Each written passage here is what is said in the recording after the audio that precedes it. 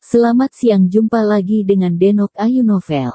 Bagaimana kabar sobat semua? Sebelum kita mulai cerita ini, ayo silakan subscribe, like, komen, share dan nyalakan loncengnya untuk mendapatkan notifikasi terbaru ketika Mimin upload videonya. Menantu terbaik bab 424 beruntung hit. Mengambil uang. Li Qianluo tidak bisa membantu tetapi sedikit terkejut, lalu tersenyum, berpikir bahwa Lin Yu sedang bercanda dengannya, dan berkata dengan santai, "Oke, berapa banyak uang, mari kita bicarakan." 100-800 ribu. Lin Yu tersenyum. Dia menelepon Li Zhensheng sekarang. Harga pembelian total semua bahan obat hampir sebesar ini, jadi dia tidak meminta lebih, dia hanya meminta modal 100 ribu. Li Qiansuo mengerutkan kening. Dia tidak berharap Lin Yu benar-benar menawarkan harga, dan tawaran itu masih sejumlah kecil uang. Kenapa terlalu banyak? Lin Yu bercanda. Oke, saya akan mentransfer keuangannya kepada Anda. Li Qiansuo tertawa dan berkata, jika proyek itu bisa diselesaikan, saya akan mentraktir Anda makan besar. Dia pikir Lin Yu bercanda dengannya. Oke. Kalau begitu jangan biarkan aku mentransfer keuanganmu, biarkan institusi medis di bawah rumahmu mentransfernya kepadaku. Lin Yu berkata, selain itu, izinkan aku memindahkan kepala institusi medismu dan beberapa orang yang bertanggung jawab. Kirimkan dan datang padaku untuk melakukan pekerjaan di sini di Sengtang pada malam hari. Jiarong, apa yang kamu lakukan di bumi? Li Qianjue menatap lurus, dan Biksu Sang Er bingung dan berkata, dia sepertinya telah mendengarnya saat ini, dan Lin Yu sepertinya tidak bercanda. Jangan beritahu rahasianya. Kamu akan tahu kapan Direktur Zong menghubungimu. Lin Yu tersenyum, ya, ingat, kamu perlu menyiapkan dana likuid dalam jumlah besar, karena kamu harus mengambil alih sahamnya. Ini mungkin lebih dari yang Anda harapkan. Oke, aku akan menunggu. Li Qianhui tersenyum pahit dan mengangguk, jelas tidak mempercayainya sama sekali. Setelah menutup telepon, dia mengerutkan kening dan melihat telepon dengan curiga. Setelah memikirkannya lama, dia tidak tahu apa yang sedang terjadi. Pada akhirnya, dia menggelengkan kepalanya tanpa daya, tetapi menurut kata-kata Lin Yu, dia memberikannya ke institusi medis perusahaan mereka. Menelepon. Lin Yu langsung pergi ke Hui Sengtang setelah keluar dari kantor polisi. Begitu dia memasuki pintu, dia melihat Do Xinyi dan Li Zhensheng menatapnya dengan menyeringai. Lin Yu tertawa sedikit gembira saat melihat bahan obat menumpuk di aula. Tuan, saya harus mempertanyakan keputusan Anda kali ini juga. Li Zhensheng berkata dengan bingung, Anda mengatakan seseorang akan datang untuk membeli obat, tetapi sudah 1 atau 2 jam, dan saya belum melihat satu sosok pun. Begitu dia selesai berbicara, ambulans bergegas keluar dari pintu, dan berhenti di depan pintu dengan derit, lalu buru-buru keluar dari mobil. 2 pria berjas putih masih memakai topeng di mulutnya. Datang dari rumah sakit. Dr. He Jiarong, kan? Aku menemukanmu. Dia jauh lebih tampan daripada di TV. Begitu salah satu pria paruh baya memasuki pintu, dia buru-buru berjalan untuk memegang tangan Lin Yu dan berkata sambil tersenyum, untuk menemukanmu, aku setelah lingkaran besar, pertama-tama saya pergi ke rumah sakit pertama Universitas Beijing, kemudian pergi ke kantor polisi, dan akhirnya datang ke sini. Terima kasih atas kerja kerasmu. Aku tidak tahu rumah sakit mana yang kamu masuki. Lin Yu buru-buru berjabat tangan dengannya dan bertanya. Dia tahu bahwa setelah Jiang Yan dan polisi gemuk mempublikasikannya, banyak rumah sakit pasti telah menerima berita sekarang. Oh, saya Zhang Huan, wakil dekan rumah sakit umum polisi bersenjata. Beberapa anak di rumah sakit kami juga mengalami keracunan kromium akibat minum kapsul racun. Saya dengar metode pengobatan Anda sangat efektif, jadi kami bergegas. Pria paruh baya itu berkata sambil tersenyum. Faktanya, salah satu direktur penyakit dalam datang ke sini, Tetapi dia takut dia tidak menunjukkan rasa hormat kepada Lin Yu, jadi dia datang sendiri. Bagaimanapun, dia meminta bantuan. Ternyata wakil dekan Zhang, silakan duduk.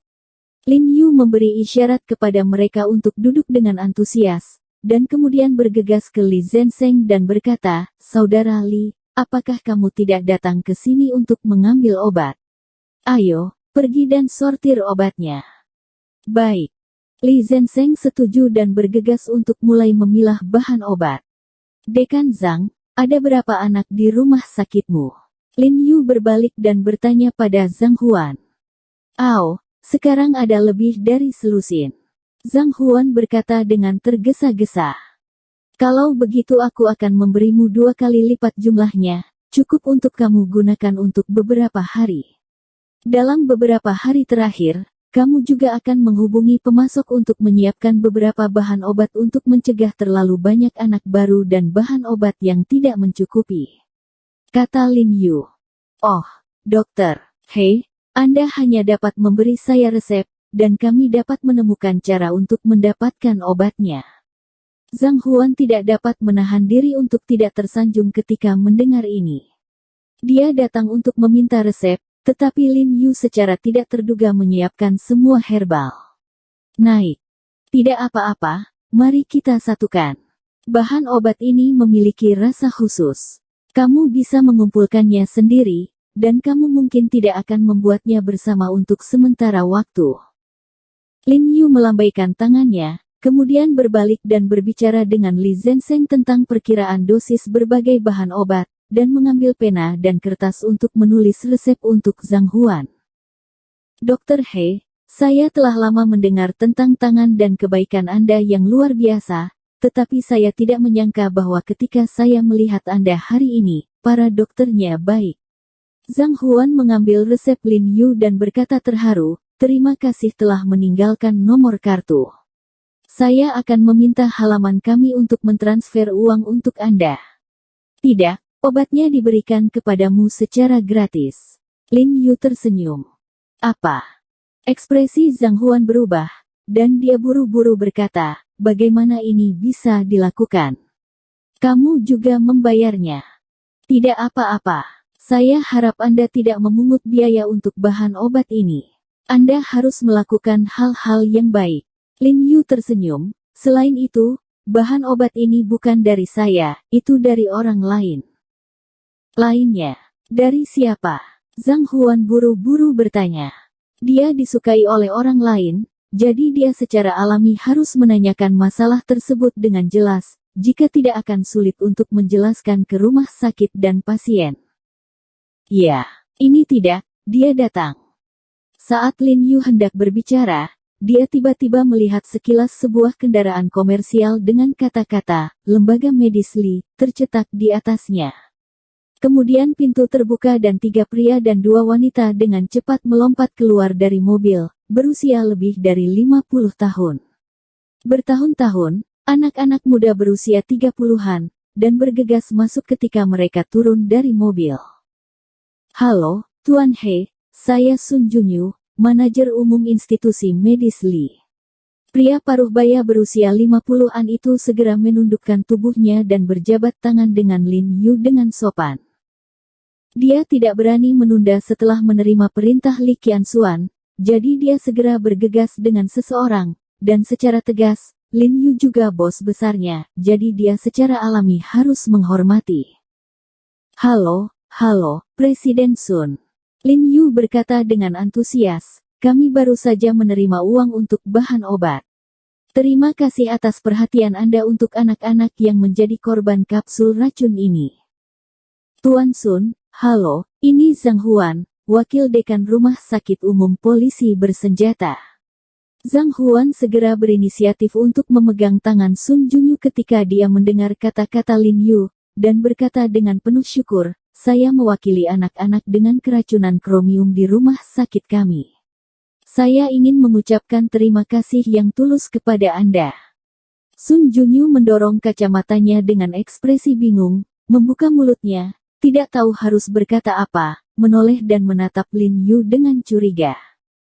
Lin Yu mengedipkan mata padanya dan memberi isyarat padanya untuk tidak berbicara omong kosong. Setelah Li Zenseng menyortir bahan obat, dia membantu Zhang Huan pindah ke mobil, dan Zhang Huan sangat berterima kasih kepada Lin Yu dan Sun Junyu ketika dia pergi. "Tuan He, apa yang terjadi?" kata Sun Junyu sangat bingung. Lin Yu tersenyum, mengaitkan bahunya dan memberitahu Sun Junyu seluk-beluk masalah ini. Setelah mendengarkan Sun Junyu, dia sangat terkejut. Bagaimana mungkin dia tidak tahu apa maksud Lin Yu, dan berkata dengan wajah kaget, "Tuan He, Anda mempromosikan institusi medis Li kami. Kami melakukan ini, dan itu benar-benar suatu kebaikan. Naik 1,8 juta, membeli reputasi yang sangat baik untuk institusi medis Li di seluruh kota hanyalah sebuah tawar-menawar. Ini semua milikku, kamu tidak bisa mengambilnya." Lin Yu tersenyum, Li Group akan mengambil alih proyek rekayasa biologi, jadi tentu saja itu harus terkenal. Proyek bioteknologi. Yang dibicarakan Tuan He adalah proyek bioteknologi yang pemerintah telah membentuk kelompok kerja untuk diawasi secara pribadi. Sun Junyu sangat bersemangat dan bertanya dengan tidak percaya. "Selain proyek ini, ada apa lagi?" Lin Yu berkata sambil tersenyum. "Tapi, bukankah Li Dasao mengatakan aku lebih suka tidak mengambil proyek ini, dan tidak akan membeli kembali sahammu?" kata Sun Junyu dengan bingung. Mengenai hal ini, Li Qianzuo bahkan memintanya makan dan muntah pada siang hari ini. "Sesuatu? Hah? Mau beli saham apa?" Lin Yu bertanya dengan heran. "Apa kau tidak tahu?" tanya Sun Junyu dalam kebingungan. Tuan Li berkata bahwa Direktur Zong dan Wan Jia memaksanya untuk membeli saham Anda dan mengeluarkan Anda dari grup Li. Hanya dengan cara ini mereka setuju untuk membiarkan grup Li menjadi pemegang saham. Rekayasa proyek biologi. Walaupun demikian, hati Lin Yu tergerak ketika dia mendengar kata-kata itu, memikirkan kelegaan yang disengaja Li Qianjue pagi ini. Lin Yu tidak bisa menahan senyum, dan dia tergerak secara spontan. Kakak laki-laki ini Li, dia benar-benar tidak menyeberang. Jangan khawatir, cepat atau lambat proyek rekayasa biologi akan menjadi milik kita. Lin Yu menepuk bahu Sun Junyu. Selanjutnya semakin banyak orang yang datang untuk mendapatkan obat, ada yang dari rumah sakit ini, ada yang dari klinik itu, dan ada yang datang untuk membeli obat atas nama mereka sendiri.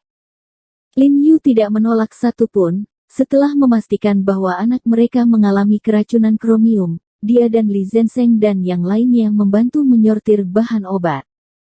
Terima kasih.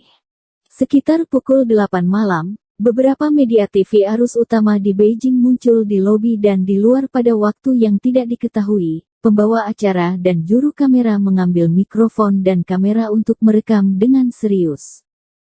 Lin Yu melirik mereka dan tidak bisa membantu tetapi merasa sedikit curiga. "Saya tidak tahu siapa yang menemukan mereka. Ayo kita lepaskan, akan ada beberapa pesanan. Pada saat ini, suara yang dikenal datang dari luar, dan kemudian polisi gemuk dari kantor polisi itu datang bersama 7 atau 8 petugas polisi untuk menjaga ketertiban bagi Lin Yu. "Petugas polisi, kamu di sini." Lin Yu buru-buru berteriak setelah melihat polisi gendut yang sangat gembira. "Jangan panggil polisi, panggil saja aku orang tua itu," kata polisi gendut itu sambil tersenyum. "Saudara Kou," Lin Yu berteriak sambil tersenyum, "apakah kamu menemukan stasiun TV ini?" "Iya saudaraku, meskipun dikatakan berbuat baik tidak meninggalkan nama, tapi menurutku ada beberapa hal yang harus diperhatikan." Do tua tersenyum pada Lin Yu dengan suara rendah, lalu mengambil sekantong bahan obat, menegakkan tubuh, berdiri berdampingan dengan Lin Yu, dan meminta fotografer surat kabar untuk mengambil foto mereka. "Tunggu, ada juga Tuan Sun dari institusi medis Li. Biar kujelaskan kepadamu bahwa semua bahan obat ini disumbangkan oleh institusi medis Li secara gratis." Lin Yu tidak lupa membantu institusi medis Li membuat publisitas. Ya, Perbuatan baik ini dibuat oleh kita bertiga bersama-sama. Do Tua memegang tangan Lin Yu dan Sun Junyu dan mengambil beberapa foto bersama. Lalu dia berbisik kepada Lin Yu dengan puas, "Tuan He, saya tahu Anda berkonflik dengan Wan Jia. Saya sudah melaporkannya ke Badan Pengawas Obat dan Makanan. Orang-orang kami dan orang-orang dari Badan Pengawas Obat dan Makanan telah menyerbu perusahaan farmasi Yingkang milik Wan Jia dalam semalam. Kali ini sudah pasti cukup bagi mereka untuk minum sepoci." Bersambung. Terima kasih kepada kalian yang telah menonton video ini. Jangan lupa tekan tombol subscribe-nya dan nyalakan notifikasinya untuk mendapatkan video-video seru lainnya dari Denok Ayu Novel.